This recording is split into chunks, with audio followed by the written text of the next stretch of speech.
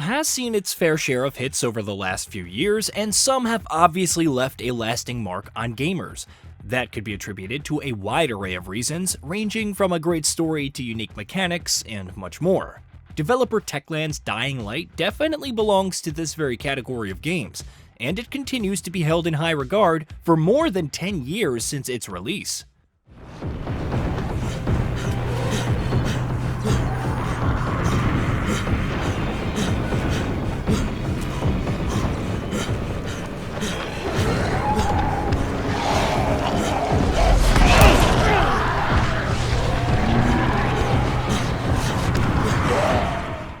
Dying Light was released back in January of 2015 to some great reviews, but it was not just a great zombie game that was just about slashing through hordes of zombies. It was a greater experience that encompassed elements of traversal, exploration, and character progression in a way that wasn't really done before. Creating something that's just as fun to interact with on a granular level and binding those mechanics with other systems that are working towards a larger goal can be a daunting task for most developers, and Techland's graceful execution of those elements is what makes it stand out from contemporaries. Dying Light is an open-world game first and foremost, and its tapestry of many mechanics excellently balance player engagement on both a moment-to-moment basis and at a macro scale. But how does it achieve that exactly? Of course, the biggest part of crafting that moment-to-moment fun has to be the parkour system. Open-world games usually struggle to answer the question of how to make the simple act of traversing from point A to point B innately fun, but Dying Light's parkour system is a shining example of how to do just that. Techland takes cues from the right places, like Mirror's Edge, and crafts a parkour system that's just as much an engaging way of traversal as it is a way of expressing yourself through the movements. Just getting from point A to B is equivalent to solving a puzzle as you carefully chart your way across ledges and rooftops. Unlike Mirror's Edge or Uncharted, parkour isn't just about holding a set of buttons and watching the protagonist gracefully scale up large buildings. Dying Light makes parkour intentional and prone to errors, so you gradually get better at getting across these spaces through the practice of these mechanics.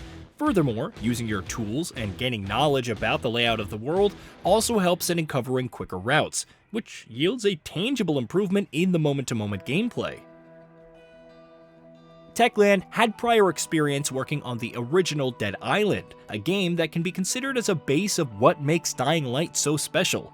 Dead Island's melee-based combat system was fun, functional, and fluid, and those mechanics would neatly translate over to the developer's bigger projects.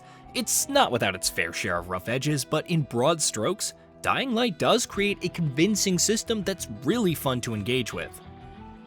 On the surface level, it's a rather simple act where you just get a couple of attack types and you have to mix and match to string together attacks and bring down zombies one after another. But what adds depth to this system are the elements that surround it, starting with your weapons. You can find different kinds of weapons ranging from blunt baseball bats to sharp knives and more. Each of these weapons have different animations that add more variety. There's also weapon durability, which depletes with each hit you land, so that adds a layer of survival strategy to your acts of offense. Crafting weapons is also a standout feature that helps even the odds against the frustration that might stem from a durability system. You can find resources that are found scattered throughout the world and use them to create different sorts of weapons, and you can also use additional elements to enchant these weapons like electricity, which in turn helps in dealing more damage to your enemies. It's an important component of the combat system, and ensuring appropriate resources will help increase your survival chances in long encounters. While melee weapons are the primary focus in Dying Light, you also get access to ranged weaponry late in the game. Pistols and assault rifles can be used to pop heads from afar, but the noise generated from firing these weapons will attract more zombies to your area, which prevents it from becoming a cheap crutch to mow down hordes of enemies with relative ease. It's a thoughtful design decision that adds a new option for offense, but keeps the focus on the melee combat, which encourages you to interact with the game in a rather specific way. These elements come together to create something that just works beautifully. You might find yourself landing amidst a bunch of zombies while traversing from point A to point B, and you would start fighting a few of them to create an opening to escape because engaging in pointless combat would just deplete your resources, which might be better utilized somewhere else. Then there's the open world, which is absolutely the beating heart of any game of this ilk.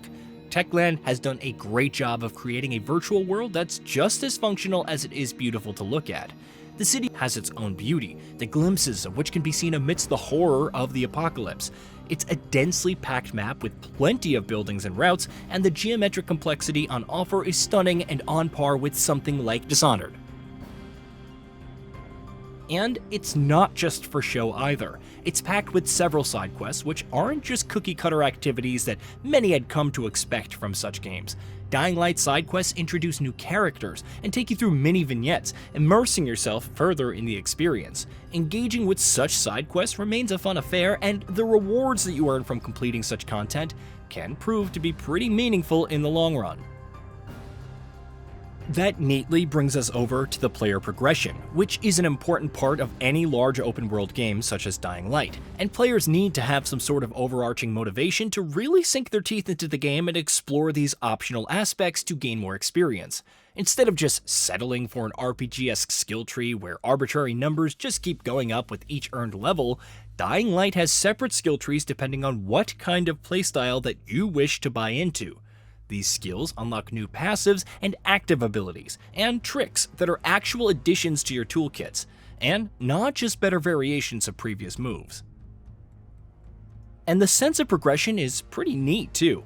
During the initial hours, handling even a few zombies can seem like a daunting task, as weapons can break easily, and each enemy can take quite a number of hits before actually going down. However, as you get to really understanding the mechanics and get a few skills and tactics under your belt, you'll be swapping weapons and juggling large groups of zombies without breaking a sweat. Dying Light transforms you from petty prey to a fierce predator, and the journey of earning that power fantasy is something that will keep you hooked for hours upon hours. The story might not be something to write home about, but Dying Light's story does create a convincing narrative that not only serves the purpose of getting you through what it has to offer, but also provides a few memorable moments along the way. The writing and characters here are mostly passable, and the overarching plot is simple enough, which makes it easy to follow. Rise is a great villain who commands a lot of attention in any scene, and having such characters in the cast help create a largely convincing story. Another aspect of what really makes Dying Light great is the extensive post-launch support that Techland has given this game. In addition to a great post-launch expansion pack in the form of The Following, which adds entirely new mechanics like buggy riding, Techland also released plenty of free content updates that added a lot of new substantial stuff, in turn adding longevity to a traditionally single-player game in a way that we did not come to expect in an era where developers charge extraneous amounts of money for new maps or cosmetic skins. Again, Dying Light was not a game without a few flaws. The narrative can have inconsistent writing and relies on tried and tested survival horror tropes too much. The first-person parkour can take some time to get used to, and similar petty issues do exist in the combat side of things. However, the way these mechanics come together to create a living, breathing world and how each mechanic is built with strong intent helps it to stand out from the crowd.